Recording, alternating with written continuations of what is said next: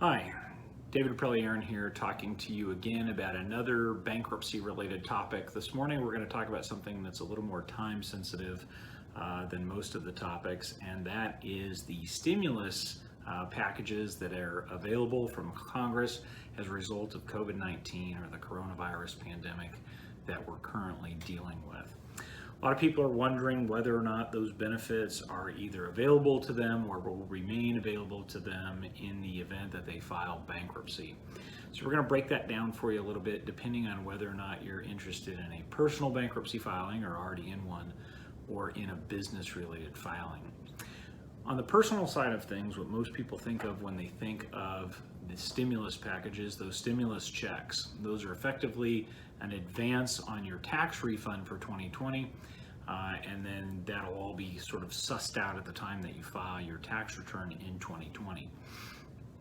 The first thing to note is that the stimulus package money was not explicitly made exempt by Congress when it was passed.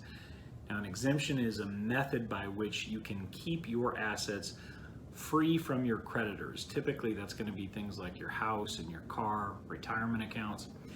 The legislation does not contain an explicit exemption available for those stimulus checks that most people have already received, but some people are still waiting to receive, especially if you're a paper filer and are waiting on a paper check.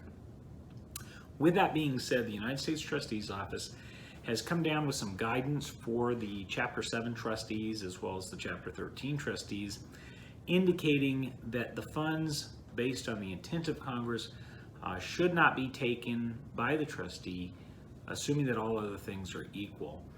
And so the approach I think that most trustees are probably going to take is that they're not going to try to take advantage of the oversight in failing to exempt those funds, but there can't be any guarantee on that point.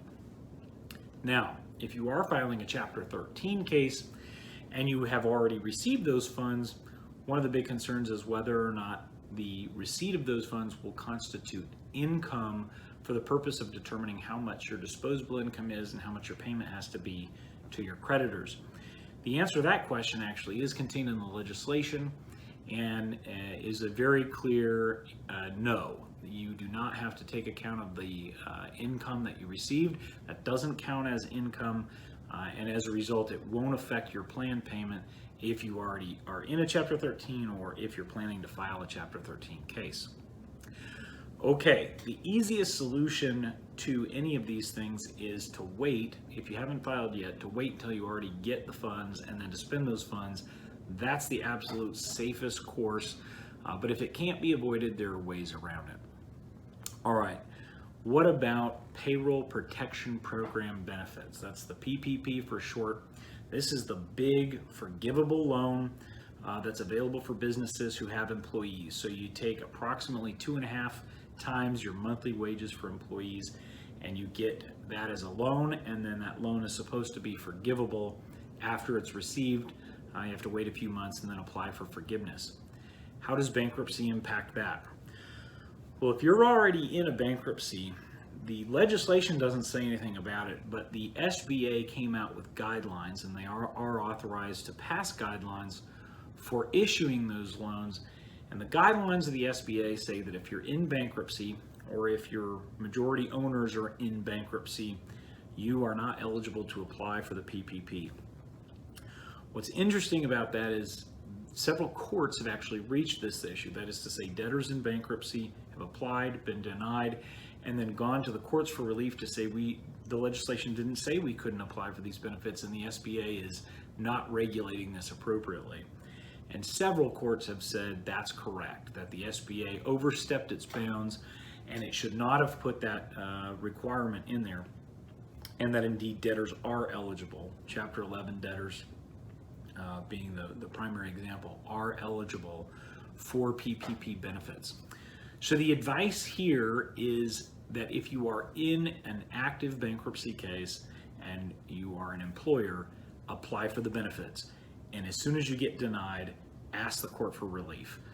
But consult with your attorney about this. This is a very fast-changing and emerging area of the law right now.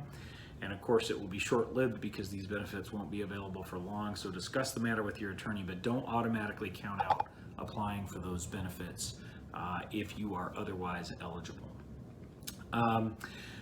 Ultimately, any of these things are going to require the skill of an attorney, whether or not you're in a bankruptcy or thinking about one. Very complicated issues. Be sure to talk to a qualified attorney who's familiar with how the stimulus benefits are being treated in bankruptcy cases and can advise you in your state or your location appropriately. If you do need advice in the Kansas area, please feel free to give us a call here.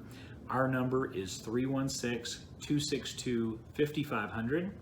That's Eron Law, ERONLAW, and you can reach us on the internet at www.eronlaw.net. We'd be happy to assist you anytime. Thanks so much for watching this video, and be well.